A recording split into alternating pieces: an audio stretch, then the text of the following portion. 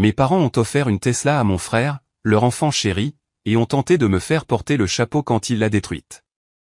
J'ai alors fait un seul pas qui a complètement bouleversé leur parfaite narration. J'ai 24 ans, je suis un homme, et je suis le bouc émissaire de ma famille depuis mon enfance.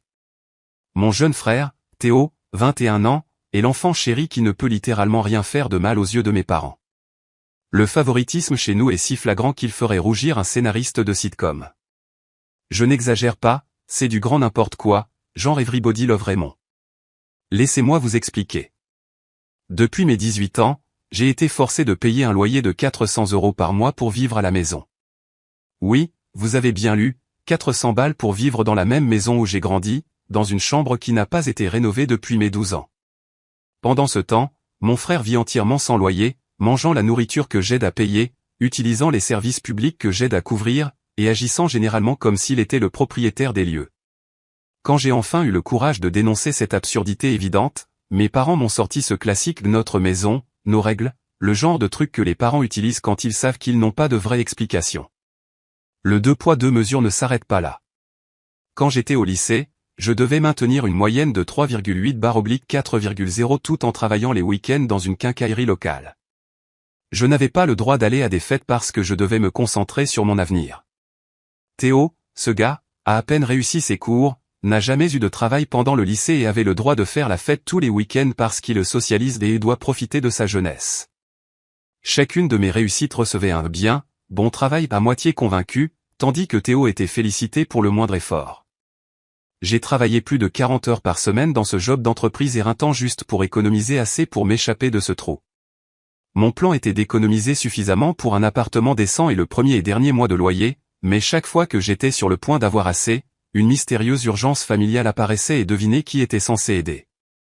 J'ai obtenu mon diplôme universitaire il y a 3 ans, je me suis démené en travaillant à temps partiel tout en suivant un programme complet, j'ai obtenu mon diplôme avec mention et j'avais un emploi décroché dans les 2 semaines suivant l'obtention de mon diplôme. Ma récompense pour cette réussite ? Un SMS de félicitations à moitié fait et une carte cadeau de 50 € pour Flunch. Pas de fête, pas de dîner de célébration, rien. Juste tiens, de la nourriture de chaîne de restaurants médiocres, maintenant continue à payer le loyer. Le mois dernier, Théo a enfin obtenu son diplôme avec une moyenne de 2,4/4,0 après 6 ans de ce que je ne peux que supposer être un entraînement professionnel au beer pong. Ce gars a changé de majeur 3 fois, a raté plusieurs cours qu'il a dû reprendre et a basically traité l'université comme des vacances prolongées qui exigeaient occasionnellement de rédiger des dissertations. Et qu'ont fait mes parents pour célébrer sa réussite médiocre ?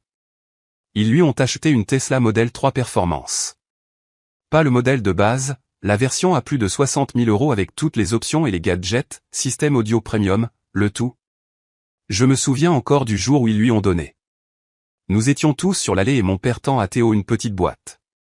À l'intérieur se trouvent les clés de cette Tesla blanche étincelante garée de l'autre côté de la rue. Théo commence à paniquer, sautant comme s'il venait de gagner à la loterie, tandis que ma mère prend environ 500 photos pour Facebook. Puis mon père me regarde, remarquant mon visage, et dit « Je ne plaisante pas, ne sois pas jaloux, ton frère le mérite après avoir tant travaillé. » Travailler dur à quoi ? Des championnats de beer pong. Quand j'ai fait remarquer que j'avais obtenu mon diplôme en 4 ans avec mention tout en travaillant et que je n'avais rien eu, ma mère a eu l'audace de dire « Eh bien, l'université était plus facile pour toi. » Théo a vraiment eu du mal. Oui, il a eu du mal à sortir du lit avant midi et à se souvenir de la fille qu'il fréquentait cette semaine-là. Je pourrais continuer des heures sur le favoritisme flagrant, mais vous avez compris le tableau. Toute ma vie, j'ai été traité comme un citoyen de seconde zone dans ma propre famille. À partir du moment où Théo a eu cette Tesla, c'est devenu toute sa personnalité. Je ne plaisante même pas, le gars ne pouvait pas passer 5 minutes sans mentionner sa bagnole ou poster des stories Instagram du tableau de bord. La voiture n'était pas seulement un moyen de transport pour lui, c'était toute son identité. Théo Tesla Bro était né et c'était aussi insupportable que ça en a l'air. Chaque soir, il rentrait à 2 h du matin de n'importe quel bar où il était et faisait vrombir le moteur dans l'allée comme un crétin absolu. Oui, je sais, les Tesla n'ont pas vraiment de moteur à faire vrombir, mais cet idiot écrasait l'accélérateur d'avant en arrière dans notre allée, faisant ce bruit de bourdonnement électrique à plein volume. Il réveillait tout le quartier parce qu'apparemment, dormir n'est que pour les paysans qui ne possèdent pas de voitures électriques que papa leur a achetées. Le gamin conduisait comme s'il auditionnait pour Fast and Furious en mode électrique déchaîné, il filait à toute vitesse dans les rues résidentielles où jouent les enfants, faisait des donuts sur les parkings de supermarchés et filmait ces TikTok où les gens font semblant de dormir pendant que leur Tesla est en pilote automatique. Chaque fois que je lui faisais remarquer que, juste peut-être, traiter les routes publiques comme sa piste de course personnelle n'était pas la meilleure idée, il se contentait de sourire et de me dire d'arrêter de gâcher l'ambiance. J'ai même regardé à plusieurs reprises alors qu'il conduisait en état d'ivresse. Ce n'était pas seulement être un con, c'était activement dangereux pour tout le monde autour de lui. Je lui ai proposé d'être son Sam à plusieurs reprises ou de lui appeler un Uber, mais non, la voiture se conduit pratiquement toute seule, mec. Oui, sauf que l'autopilote ne fait pas disparaître magiquement l'effet de l'alcool sur votre jugement ou votre temps de réaction. Ses amis n'étaient pas meilleurs, ils s'entassaient dans la Tesla, généralement 4 ou 5, tous aussi défoncés, et partaient faire des virées de plaisir leurs mots, pas les miens. Je les ai tous avertis plusieurs fois que quelque chose de grave allait arriver. J'ai aussi averti mes parents. Ils m'ont tous dit de me mêler de mes affaires. Ma mère a même dit et je cite directement, « Tu es juste jaloux, tu n'as pas d'amis qui veulent s'amuser avec toi. » Oui maman, je suis super jaloux de ne pas avoir d'amis qui veulent mourir dans un accident de voiture en feu ou tuer des innocents, tu m'as eu. Chaque jour qui passait, Théo devenait plus imprudent, les vidéos devenaient plus dangereuses, les vitesses augmentaient. Ce n'était pas une question de si quelque chose allait arriver, mais de quand. Et tout le monde, sauf moi, semblait complètement aveugle à ce qui s'en venait. Mais ensuite, l'inévitable est arrivé. Un jeudi soir, j'étais dans ma chambre à bosser quand j'ai entendu la porte de mes parents claquer vers 3 heures du matin. Il y a eu des chuchotements frénétiques dans le couloir, suivis par le démarrage de la voiture de mon père qui a filé à toute vitesse. J'ai trouvé ma mère en bas, l'air d'avoir vu un fantôme.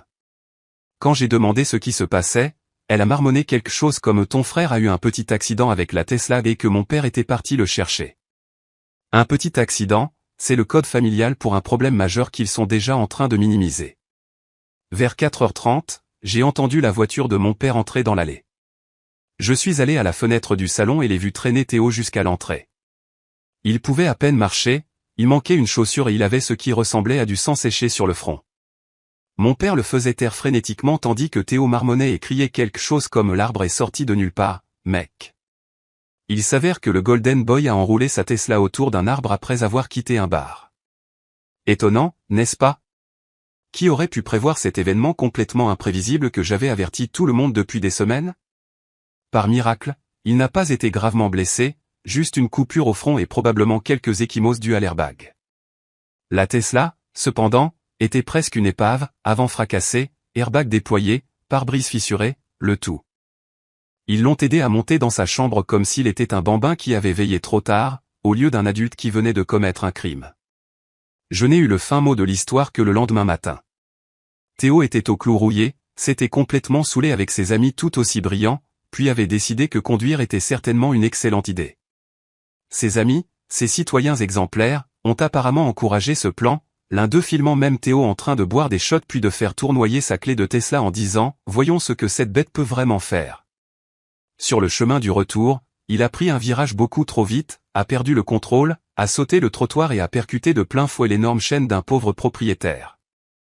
Mon père est arrivé avant que la police ne se pointe. Selon l'appel téléphonique chuchoté de ma mère à ma tante que j'ai écouté, mon père s'en est occupé avec les propriétaires. Aucune idée de ce qu'il leur a promis, mais connaissant mon père, ça n'a pas été donné. Il leur a probablement fait un chèque sur le champ pour qu'ils oublient toute l'affaire. Le vrai mystère était comment il les avait convaincus de ne pas poursuivre avec la police. Ils ont fait remorquer la Tesla jusqu'à notre garage où elle trônait comme un gigantesque doigt d'honneur métallique. L'avant était complètement enfoncé, le capot froissé comme un accordéon. Les deux airbags s'étaient déployés, laissant partout cette étrange poudre résiduelle à l'intérieur. Le pare-brise était une toile d'araignée de fissure et l'une des roues avant était tordue à un angle qui n'était certainement pas conforme à l'usine. C'était un presse-papier de 60 000 € maintenant. La porte du garage est restée fermée. 2 jours après l'accident, mes parents ont convoqué une réunion de famille dans le salon. Dans l'histoire des réunions de famille, aucune n'a jamais été convoquée pour annoncer de bonnes nouvelles. Personne n'appelle jamais une réunion de famille pour annoncer « Et, on va tous à Disney World ». Alors je suis entré dans le salon. Mes parents étaient assis sur le canapé avec ces visages sérieux que les gens adoptent quand ils sont sur le point de demander quelque chose de ridicule. Théo était affalé dans le fauteuil, faisant défiler son téléphone comme si tout cela n'était qu'un léger désagrément le détournant de son importante navigation TikTok. La contusion sur son visage avait pris une jolie teinte jaune-violet qui, honnêtement, améliorait son apparence. Mon père s'est raclé la gorge et m'a regardé avec cette fausse expression sérieuse qu'il prend quand il est sur le point de dire quelque chose de complètement déraisonnable mais veut que ça paraisse logique et juste. Il a toute une routine, redresse son dos, se racle légèrement la gorge, joint ses mains. C'est comme regarder un mauvais acteur se préparer pour une scène. Mon fils, a-t-il commencé, nous avons examiné les dégâts sur la voiture de Théo. Il a dit ça comme si la Tesla avait attrapé un rhume. L'assurance ne couvrira pas parce que... Il a traîné les mots, l'air mal à l'aise. Parce qu'il conduisait en état d'ivresse, ai-je terminé pour lui. Ma mère m'a jeté un regard à faire cailler le lait. Ne sois pas dramatique, il n'avait bu que quelques verres, a-t-elle dit. Oui, quelques verres qui l'ont rendu incapable de marcher droit ou de former des phrases cohérentes quand il est rentré à la maison. Dans le monde de ma mère, tout ce qui n'est pas littéralement inconscient compte comme quelques verres. Mon père a continué comme si je n'avais pas parlé, le fait est que les réparations vont coûter environ 18 000 €, et nous pensons qu'il est juste que nous participions tous en tant que famille. J'ai éclaté de rire, pensant que c'était une blague. Puis j'ai réalisé qu'ils étaient sérieux. Ils ont eu l'audace, le culot absolu, de me demander de les aider à payer les réparations d'une voiture que je ne possède pas, que je ne conduis pas, et qui a été endommagée parce qu'il a décidé de conduire en état d'ivresse et de la planter. Je n'en revenais pas de ce que j'entendais. Vous voulez que j'aide à payer les réparations d'une voiture que je ne possède pas, que je ne conduis pas, et qui a été endommagée parce qu'il a décidé de conduire en état d'ivresse, ai-je répété, juste pour m'assurer que je n'avais pas un AVC et que je n'hallucinais pas cette conversation. Nous sommes une famille, a dit ma mère comme si cela expliquait tout, et tu es le seul à avoir des économies importantes en ce moment. Ah, voilà. Ils savaient que j'avais économisé pour déménager et ils y voyaient un pot d'argent pratique pour réparer l'erreur de leur enfant chéri. Mes économies n'étaient pas pour mon avenir, elles étaient juste un fonds d'urgence pour les bêtises de Théo. Combien vous attendez-vous à ce que je participe, ai-je demandé, en faisant des guillemets en l'air autour de participer parce que nous savions tous que c'était le code pour payer la majeure partie. Mon père a eu la décence de paraître légèrement mal à l'aise. Eh bien, ta mère et moi pouvons mettre environ 3 000 € de notre fonds d'urgence. Théo a environ 500 € d'économie. Bien sûr, Théo n'avait que 500 € à son nom, alors qu'il ne payait jamais de loyer ni de facture. Cet argent était probablement destiné à l'herbe et à n'importe quelle marque de streetwear hors de prix qu'il aimait ce mois-là. Donc vous voulez que je paie les 14 500 € restants, ai-je terminé pour lui. Ce n'était pas une question. Mon père a hoché la tête comme s'il était soulagé que j'ai compris. Nous trouverons un plan de paiement, peut-être 1 000 € par mois jusqu'à ce que ce soit remboursé. Nous savons que tu as économisé. Théo a enfin levé les yeux de son téléphone à ce moment-là et tout ce qu'il a dit, c'est, de toute façon, tu n'as pas besoin d'un appartement sophistiqué, tu travailles toujours. L'audace de ce gamin pourrait alimenter une petite ville. Il plante sa Tesla que je lui avais dit de ne pas conduire en état d'ivresse, et maintenant il me donne des conseils financiers sur la façon dont je devrais dépenser mon argent durement gagné. L'argent que j'ai gagné en faisant 2 boulots et en payant un loyer à mes propres parents. C'est là que j'ai pété un câble. J'ai ri à nouveau, mais ce n'était pas un rire joyeux, c'était le genre de rire que l'on fait quand quelque chose est si absurde qu'on ne peut même plus être vraiment en colère. Je ne vous donnerai pas un seul centime pour ça, ai-je dit en les regardant chacun dans les yeux. Théo a planté la voiture parce qu'il conduisait en état d'ivresse, et il devrait être reconnaissant de ne pas partager une cellule avec un type nommé Booba en ce moment. C'est son problème, pas le mien. Mes parents m'ont regardé comme si je venais de suggérer de sacrifier le chien de la famille. Après tout ce que nous avons fait pour toi, a commencé ma mère, sa voix tremblante de cette manière manipulatrice qu'elle a perfectionnée au fil des ans. Le train de la culpabilité quittait la gare. Qu'avez-vous fait pour moi exactement, ai-je demandé. M'obliger à payer un loyer pendant qu'il vit gratuitement? Lui donner une Tesla alors que je conduis une voiture plus vieille que son permis de conduire? Rejeter constamment mes réalisations tout en célébrant sa médiocrité? S'il vous plaît, élaborez sur tout ce que vous avez fait pour moi qui justifie que je paie son accident de conduite en état d'ivresse. Le visage de mon père a pris cette teinte spéciale de rouge qui n'apparaît que lorsque quelqu'un conteste son autorité. Tu vas contribuer à réparer la voiture de ton frère. Fin de la discussion. Je me suis levé, me surprenant moi-même par le calme que je ressentais. Non, je ne le ferai pas. Fin de ma discussion. Les regards sur leur visage étaient inestimables. Ils étaient tellement habitués à ce que je cède, à ce que je sois le responsable qui se sacrifie pour la famille, qu'ils ne pouvaient pas traiter cette nouvelle version de moi qui ne se laissait pas faire. Tu es égoïste, a dit ma mère, sortant l'arme ultime de son arsenal. Non, je suis réaliste, ai-je répondu. Théo a choisi de conduire en état d'ivresse. Il a choisi de planter la voiture. Il peut assumer les conséquences pour une fois dans sa vie. Je suis sorti du salon et suis retourné dans ma chambre, ignorant leurs appels à revenir et discuter comme des adultes. L'ironie de leur désir soudain d'une discussion d'adultes ne m'a pas échappé. En fermant la porte de ma chambre, j'ai entendu Théo demander « Alors, ça veut dire que ma voiture ne sera pas réparée ?» Toujours concentré sur ses objectifs, ce gamin. Je n'avais aucune idée de ce qu'il ferait ensuite, mais je savais une chose avec certitude, ce n'était pas fini dans ma famille. Non n'est pas considéré comme une réponse complète chez nous, c'est juste une invitation à trouver des moyens plus créatifs d'obtenir ce qu'ils veulent. Les jours suivants ont été tendus, car mes parents me parlaient à peine, sauf pour me demander si j'avais reconsidéré leur offre généreuse de me laisser payer l'erreur de Théo. J'ai gardé mes réponses courtes et directes, non. Cela a conduit à beaucoup de soupirs lourds, de portes qui claquent, et ma mère faisant ce truc passif-agressif où elle parle de moi à la troisième personne alors que je suis littéralement dans la même pièce. Certaines personnes ne comprennent tout simplement pas la loyauté familiale, disait-elle à personne en particulier pendant que je prenais mon petit déjeuner à 1 mètre d'elle. Vraiment subtil, maman. Je les ai surpris à chuchoter plusieurs fois, regroupés autour de la table de cuisine avec des papiers étalés. Ils se taisaient quand j'entrais, jamais un bon signe dans ma famille. Chaque fois que les gens arrêtent de parler quand vous entrez dans une pièce, vous pouvez parier qu'ils parlent de vous, et pas dans le sens où on prépare sa fête surprise. Vendredi soir, je suis rentré du travail pour trouver mon père au téléphone avec quelqu'un de la compagnie d'assurance. Il utilisait sa voix professionnelle, celle qu'il utilise quand il essaie de convaincre les gens qu'il n'est pas un charlatan. J'ai saisi des phrases comme couverture tout risque et réclamation pour vandalisme avant qu'il ne me voie et ne prenne l'appel dans son bureau. Réclamation pour vandalisme, ça c'était nouveau. La dernière fois que j'ai vérifié, conduire en état d'ivresse dans un arbre n'était pas considéré comme du vandalisme, à moins que l'arbre ne porte plainte. J'ai supposé qu'il se raccrochait aux branches, essayant de trouver une faille pour que l'assurance paie. Bonne chance avec ça, les compagnies d'assurance emploient des départements entiers de personnes dont le seul travail est de trouver des raisons de ne pas payer les sinistres. Mais peu importe, ce n'est pas mon cirque, pas mes singes. Samedi matin a commencé par un bruit, littéralement. J'ai été réveillé en sursaut vers 7 heures du matin par ce qui ressemblait à quelqu'un qui martelait une poubelle en métal. Je suis sorti du lit et j'ai regardé par ma fenêtre, qui donne sur notre allée, mais je n'ai rien vu d'inhabituel.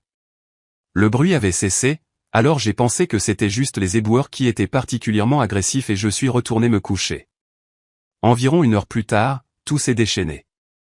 Je me suis réveillé en entendant des cris venant du garage. J'ai enfilé un survêtement et suis descendu pour trouver Théo debout dans le garage ouvert, mes parents derrière lui, tous les 3 fixant la Tesla. La voiture était encore plus démolie qu'avant, et je ne parle pas d'un peu plus endommagée. Je veux dire qu'elle avait l'air que Huck avait une vendetta personnelle contre elle. Le pare-brise était complètement brisé, toutes les vitres étaient cassées et il y avait d'énormes bosses dans les portes et le capot. Les rétroviseurs pendaient par des fils et l'un des phares avait tout simplement disparu. C'était presque impressionnant à quel point elle était complètement détruite. Qu'est-ce qui s'est passé, ai-je demandé, sincèrement confus.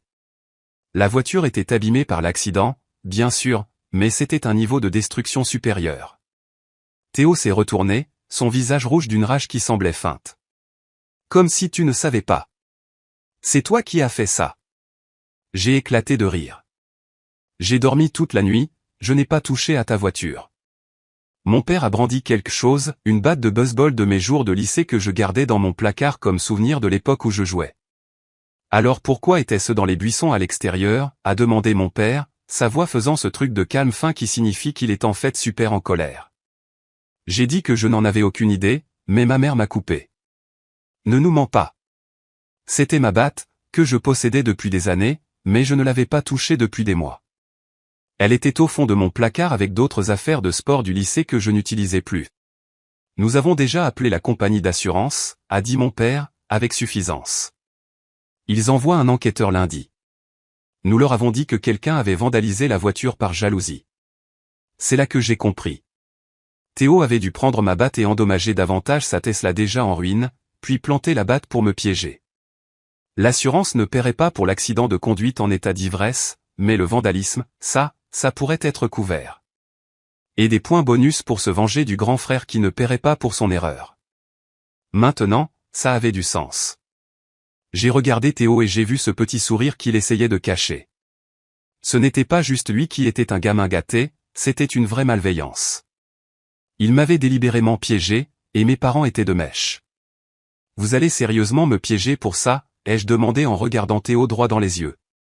Il a souri. Qui croiront-ils, l'étudiant avec des appartements et un avenir brillant, ou le grand frère jaloux qui vit toujours à la maison et se plaint de tout? Mes parents se tenaient derrière lui, les bras croisés, un front uni contre moi. Ils avaient déjà choisi leur camp, comme toujours. Peu importait que ce qu'ils faisaient soit littéralement une fraude à l'assurance, un crime. Peu importait qu'ils soient prêts à me laisser prendre le blâme pour quelque chose que je n'avais pas fait. Tout ce qui comptait, c'était de protéger leur enfant chéri. C'est ridicule et vous le savez, ai-je dit, étonnamment calme compte tenu des circonstances. Je n'ai pas touché la voiture, j'ai dormi toute la nuit. Ma mère a ricané, nous t'avons entendu quitter ta chambre vers 2 heures du matin. La caméra de sécurité du voisin t'a probablement filmé aussi. Maintenant, ça, c'était intéressant. Nous n'avions pas de voisins avec des caméras de sécurité, du moins aucune qui couvrirait notre allée ou notre garage.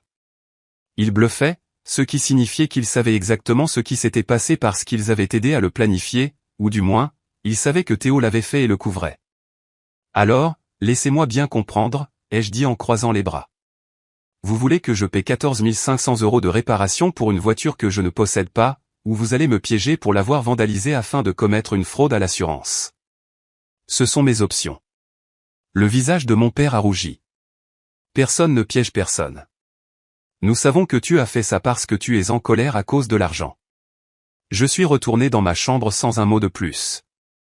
Il n'y avait aucun intérêt à discuter avec eux, ils avaient déjà décidé de leur version de la réalité. J'ai fermé ma porte, me suis assis sur mon lit et j'ai essayé de réfléchir. Cela avait dégénéré très rapidement, passant d'un drame familial typique à un comportement criminel réel. J'ai pris mon téléphone et j'ai appelé mon patron, demandant un jour de congé d'urgence pour lundi. Pas question de laisser ma défense entre les mains de ma famille. Quand l'enquêteur de l'assurance se présenterait, je devais être là pour raconter ma version de l'histoire. Alors que je raccrochais, j'ai réalisé quelque chose qui m'a retourné l'estomac, mes parents venaient de me montrer exactement jusqu'où ils étaient prêts à aller pour protéger Théo. Ils piégeraient leur propre fils. Ils mentiraient aux autorités, ce qui me faisait me demander ce diable ils avaient bien pu couvrir pour lui par le passé, sans que je le sache. L'enquêteur de l'assurance s'est présenté lundi matin, à 9 heures précises. Le gars s'appelait Lucas. Il portait une chemise boutonnée froissée rentrée dans un pantalon chino et tenait une tablette et un appareil photo. Mon père a essayé de me dire d'aller travailler et qu'il s'occuperait de tout, mais je l'ai juste regardé fixement jusqu'à ce qu'il cède. C'est drôle comme son autorité s'effondre vite quand je ne me laisse pas faire immédiatement. Mes parents ont fait leur numéro de couple modèle de série télé quand Lucas est arrivé. Théo était affalé à côté, l'air de la victime appropriée, touchant occasionnellement la contusion sur son visage pour un effet dramatique. Lucas était poli mais tout en affaire. Il est allé directement au garage pour examiner la Tesla, prenant des dizaines de photos sous tous les angles. Il a passé beaucoup de temps à regarder les dégâts de l'avant par rapport aux nouveaux dégâts, ce qui m'a donné l'espoir qu'il remarquerait l'évidence, cette voiture avait subi 2 incidents très différents. Après avoir examiné la voiture, Lucas a demandé à parler à chacun de nous séparément. Mes parents sont passés en premier, ensemble. Ils sont restés là pendant environ 30 minutes. Puis Théo est passé pour son entretien, qui a duré peut-être 15 minutes. Je l'ai entendu élever la voix à un moment donné, probablement pour un effet dramatique. Quand ce fut mon tour, je me suis assis en face de Lucas à notre table de cuisine, où il avait installé son ordinateur portable et des papiers. Il m'a regardé et m'a dit qu'il avait quelques questions sur mes allées et venues le vendredi soir et le samedi matin tôt. Je lui ai dit la vérité, j'étais à la maison, au lit, endormi. J'étais rentré du travail vers 18 heures, j'avais fait un sandwich, joué à la Xbox et je m'étais couché vers 23 heures. Je n'ai pas quitté ma chambre avant d'entendre le tumulte dans le garage le lendemain matin. Lucas a hoché la tête, prenant des notes. Puis il m'a demandé sans détour si j'avais quelque chose à voir avec les dégâts de la Tesla. Non, ai-je dit en le regardant droit dans les yeux, et voici ce que vous devez savoir et qu'ils ne vous ont probablement pas dit, cette voiture était déjà considérablement endommagée avant ce soi-disant acte de vandalisme. Il a haussé les sourcils, la plus grande émotion qu'il ait montrée jusqu'à présent. J'ai tout expliqué, la Tesla était un cadeau pour Théo pour son diplôme médiocre, il la conduisait de manière imprudente depuis qu'il l'avait eue. J'ai parlé à Lucas de la conduite en état d'ivresse, des excès de vitesse, des vidéos TikTok. Puis j'en suis venu à l'accident, comment Théo l'avait enroulé autour d'un arbre en conduisant en état d'ivresse il y a environ une semaine, et comment mes parents avaient réussi à éviter l'implication de la police. Vérifiez les airbags, lui ai-je dit. Ils ont déjà été déployés lors de l'accident initial. Regardez les dégâts de l'avant par rapport aux nouveaux dégâts, c'est clairement différent. Les dégâts de l'avant proviennent d'un impact avec un arbre. Le reste vient de, eh bien, pas de moi. Je lui ai également parlé de la tentative de mes parents de me faire payer 14 500 € de réparation, et comment le vandalisme s'était mystérieusement produit juste après mon refus. Lucas a tout noté sans montrer beaucoup de réaction. Puis il m'a surpris en demandant, « Y a-t-il quelqu'un qui pourrait vérifier que vous étiez dans votre chambre toute la nuit ?» Non, ai-je admis. Je vis avec mes parents et Théo. Mais j'ai commandé une pizza vers 21h30 le vendredi, et je jouais à Xbox Live avec des amis jusqu'à environ 23h. Ils peuvent confirmer que j'étais en ligne. Il a hoché la tête et a pris plus de notes. Puis il m'a surpris en demandant, « Est-ce que l'un de vos voisins a des caméras de sécurité ?» Pas qui couvrirait notre garage ou notre allée, ai-je dit. Les Johnson, de l'autre côté de la rue, ont une caméra de sonnette, mais elle ne voit que leur Porsche. Il a écrit quelque chose, puis m'a regardé et a dit qu'il serait en contact avec la famille bientôt.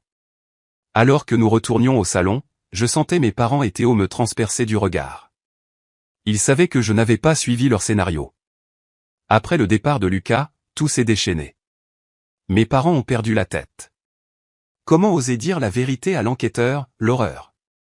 Ma mère a pleuré en disant que j'essayais de ruiner la vie de Théo pour une erreur, comme si la conduite en état d'ivresse et la fraude à l'assurance étaient au même niveau que d'oublier de sortir la poubelle. Mon père s'est approché de moi, pointant son doigt et me disant que j'avais intérêt à rappeler l'enquêteur et à arranger ça si je savais ce qui était bon pour moi. Théo s'est contenté de sourire du canapé, confiant que son plan fonctionnerait parce que ça avait toujours été le cas auparavant. L'enfant chéri gagne toujours, n'est-ce pas? Je suis allé dans ma chambre et j'ai fermé la porte à clé, ignorant leurs exigences de redescendre immédiatement. Pendant les 2 jours suivants, je suis allé travailler, suis rentré, suis allé directement dans ma chambre et ai fermé la porte à clé. J'ai commandé de la nourriture et ne suis sorti que lorsque je savais qu'il dormait. C'était comme vivre dans un pays étranger hostile où je ne parlais pas la langue et où tout le monde me détestait. Le mercredi après-midi, j'ai reçu un SMS d'un numéro inconnu, ici Lucas d'AXA Assurance. Pourriez-vous me rencontrer sur la rue principale à 16h aujourd'hui? J'ai quelques questions de suivi. J'ai répondu par SMS que je serais là. Je n'ai pas dit à ma famille où j'allais. J'ai juste quitté le travail et suis allé directement au Starbucks. Lucas était déjà là, assis à une table de coin avec son ordinateur portable et une pile de papier. Il m'a fait signe de m'asseoir. Je voulais vous parler loin de votre famille, a-t-il dit, sa voix basse. Nous avons découvert des incohérences dans la déclaration. Il s'est avéré que Lucas était plus minutieux que ma famille ne l'avait prévu. Il avait fait le tour du quartier à la recherche d'enregistrements de sécurité et avait trouvé quelque chose, les voisins d'Accent Grave Côté avaient installé un nouveau système de sécurité le mois dernier qui avait une caméra grand angle couvrant la majeure partie de la rue. Et devinez ce qu'elle a capturé à 2h13 du matin le samedi, Théo, clair comme le jour, prenant ma batte de baseball du coffre de ma voiture, où je gardais l'équipement sportif, et s'acharnant sur sa Tesla déjà endommagée. La vidéo le montrait brisant méthodiquement chaque vitre, enfonçant le capot et les portes, et même arrachant un des rétroviseurs. Lucas a glissé sa tablette sur la table pour me montrer la vidéo. Il y avait mon frère à 2h du matin, mettant en scène toute l'affaire. C'était tellement évident et franchement hilarant. Je fais ce métier depuis 15 ans, a dit Lucas, et c'est l'une des tentatives d'incrimination les plus stupides que j'ai jamais vues. Il m'a ensuite dit qu'il avait déjà signalé les découvertes à ses supérieurs de la compagnie d'assurance. Il rejetait la réclamation et avait référé le cas à leur département de fraude. Il avait également été en contact avec la police locale qui voulait me parler, ainsi qu'à Théo.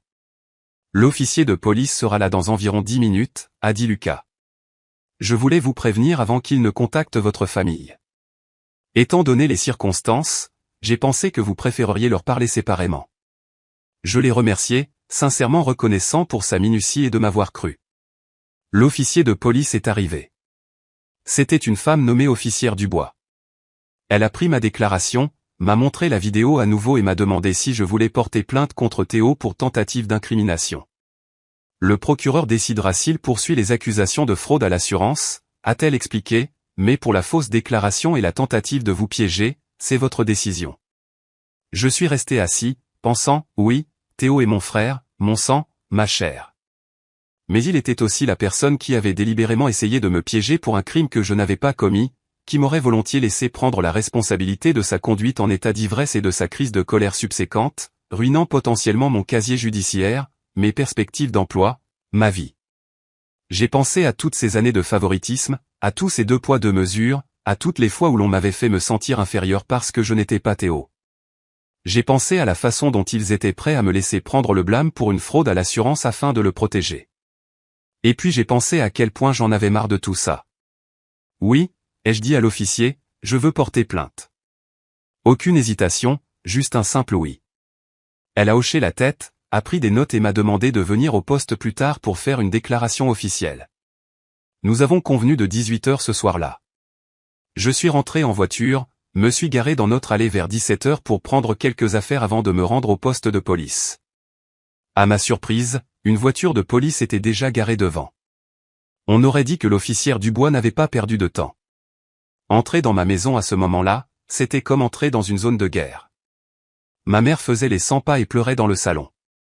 Papa était au téléphone avec quelqu'un, parlant frénétiquement de malentendus et de questions familiales. Théo était assis sur le canapé, l'air pâle. D'habitude, il avait cette expression narquoise permanente, comme le chat qui a mangé le canari et a réussi à en accuser le chien. Quand ma mère m'a vu, elle s'est précipitée, « Que as-tu fait ? La police vient de partir. Ils disent que Théo pourrait être accusé de fraude. » Je n'ai rien fait, ai-je dit. Théo s'est fait ça à lui-même quand il a décidé de me piéger pour avoir vandalisé sa voiture. Mon père a raccroché son téléphone et s'est approché de moi en furie. C'est ridicule. Nous pouvons régler ça en famille. Tu dois les rappeler tout de suite et leur dire que tu ne veux pas porter plainte. Non, ai-je dit simplement. J'en ai marre de le couvrir. J'en ai marre d'être le bouc émissaire. Aucun de vous ne peut me forcer à retirer les accusations maintenant. La suite a été exactement le spectacle auquel on pouvait s'attendre, ma mère oscillait entre les pleurs et la tentative de me culpabiliser pour que je retire les accusations. Mon père passait des menaces aux offres de pots de vin. Soudain, il pouvait m'aider avec mon loyer pour un nouvel appartement et si seulement je faisais disparaître tout ça. Théo a essayé de s'excuser, mais ça sonnait plus comme désolé d'avoir été pris que désolé d'être un salaud manipulateur. À 17h45, je suis monté à l'étage. Je savais que je ne voudrais pas revenir dans cette maison après avoir fait ma déclaration, alors j'ai préparé un sac de sport avec des vêtements, mon ordinateur portable et quelques documents importants. Quand je suis redescendu avec mon sac, mes parents ont eu l'air alarmés. « Où crois-tu que tu vas ?» a exigé mon père. « Je vais au poste de police pour faire ma déclaration et ensuite je vais rester chez un ami pendant un certain temps. » Ma mère a commencé à gémir plus fort, « Tu ne peux pas partir. Nous devons gérer ça en famille. » Nous avons cessé d'être une famille fonctionnelle il y a longtemps, ai-je répondu. Peut-être que nous ne l'avons jamais été. Mon père s'est placé devant la porte, bloquant ma sortie.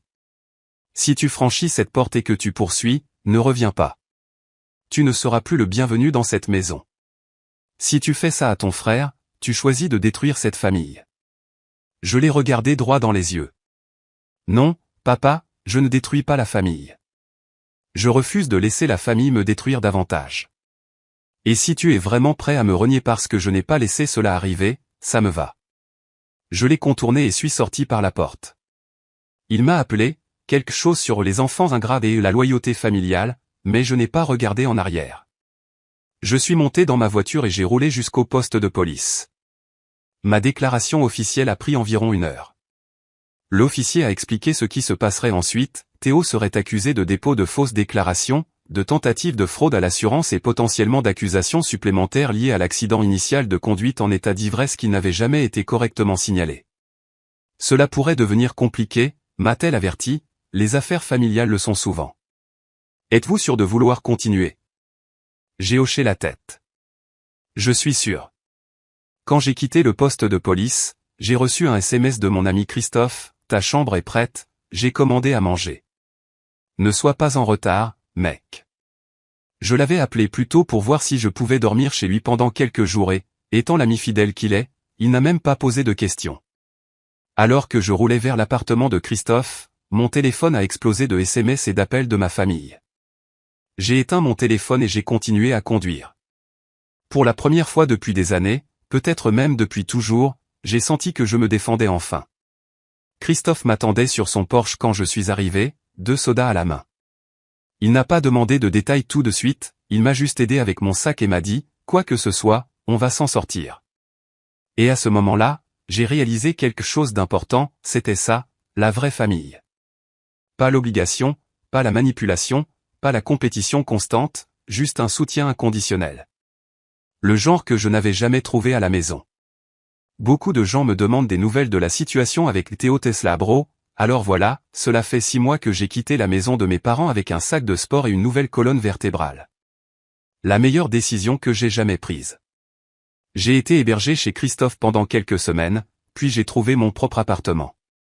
Rien de luxueux, juste un appartement d'une chambre où personne ne me demande de résoudre leurs problèmes. L'affaire de Théo a avancé rapidement. Les preuves étaient accablantes, les enregistrements de sécurité, le taux d'alcoolémie de l'hôpital la nuit de l'accident que mes parents ont essayé de cacher et le rapport d'enquête de l'assurance. Il a finalement plaidé coupable à toutes les accusations et a écopé de 6 mois de prison en maison d'arrêt, 3 ans de mise à l'épreuve, une amende colossale et a perdu son permis pendant 5 ans. Mes parents n'ont pas été inculpés, mais ont été frappés de lourdes amendes pour leur rôle dans la fraude à l'assurance. Entre les frais de justice, les amendes et les paiements toujours dus pour une Tesla en épave, ils sont pratiquement ruinés. Quant à moi, j'ai obtenu une promotion au travail incroyable, ce qu'on peut accomplir quand on ne gère pas constamment un drame familial et je suis des cours du soir pour un MBA. La vie est plutôt bonne maintenant. Pour la mise à jour que vous attendiez tous, le mois dernier, les SMS et les appels ont recommencé à arriver. D'abord de ma mère, puis de mon père, et enfin même Théo, utilisant le temps de téléphone autorisé par la prison. Ils avaient tous le même message, juste livré différemment, ils ont besoin d'argent. Maman a opté pour l'approche classique de la culpabilité, nous sommes sur le point de perdre la maison après tout ce que nous avons fait pour toi, comment peux-tu nous abandonner maintenant?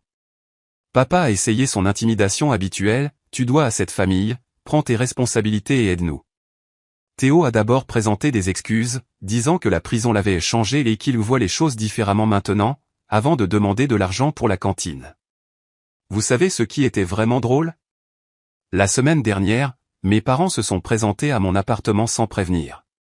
Aucune idée de comment ils ont obtenu mon adresse, probablement par un ami de la famille. Les voilà, debout devant ma porte, l'air vraiment pathétique. Tous les deux avaient ce regard désespéré. Ils avaient tout un discours préparé, ils vendaient la maison mais avaient besoin d'argent pour la transition, les comptes bancaires étaient gelés, papa avait perdu son emploi après le scandale, l'anxiété de maman s'aggravait. Ne voudrais-tu pas aider ta famille en ces temps difficiles? J'ai écouté tout cela sans interrompre, les regardant raconter leur histoire larmoyante avec leur performance dramatique. Quand ils ont enfin terminé, je les ai juste fixés pendant 10 bonnes secondes avant de demander, désolé, j'ai dû rater quelque chose dans votre petite présentation. Pourriez-vous me rappeler quelle partie de tenter de me piéger vous donne droit à mon soutien financier? Le visage de ma mère s'est froissé comme si elle avait été giflée. Mon père est resté là, sans voix, pour une fois dans leur vie. Il n'avait pas de script prêt. Les rôles étaient inversés, et il n'avait clairement aucune idée de comment jouer le rôle de personne qui n'était pas en contrôle. Ils n'étaient plus dans leur maison où ils faisaient toutes les règles. Ils étaient à ma porte et je tenais toutes les cartes. Je leur ai dit que j'y réfléchirais et j'ai fermé la porte. J'y ai réfléchi pendant environ 5 secondes avant d'envoyer un SMS, la réponse est non. Ne me contactez plus. Mon père a répondu avec des menaces, ma mère avec de la manipulation émotionnelle, Théo avec des promesses de changer. J'ai bloqué tous leurs numéros. Certaines personnes pourraient penser que c'est dur. Peut-être que oui. Mais après 24 ans à être le bouc émissaire, je me place enfin en premier. Ce sont des adultes qui ont fait leur choix, tout comme je fais les miens maintenant. Pour ceux qui se posent des questions sur les poursuites contre mes parents aussi, le procureur a décidé qu'il n'y avait pas assez de preuves pour prouver qu'ils étaient au courant du plan de Théo à l'avance. Personnellement, je pense qu'ils le savaient, mais peu importe. Les conséquences financières auxquelles ils sont confrontés maintenant sont probablement pires que ce que les tribunaux auraient fait de toute façon. Deuxième édition, à quelques personnes qui me contactent en privé en disant « Mais ce sont toujours ta famille. » Oh, s'il vous plaît. Être lié par le sang ne donne pas le droit de vous piéger pour des crimes. Ce n'est pas comme ça que la famille fonctionne. C'est comme ça que les gangs de prison fonctionnent.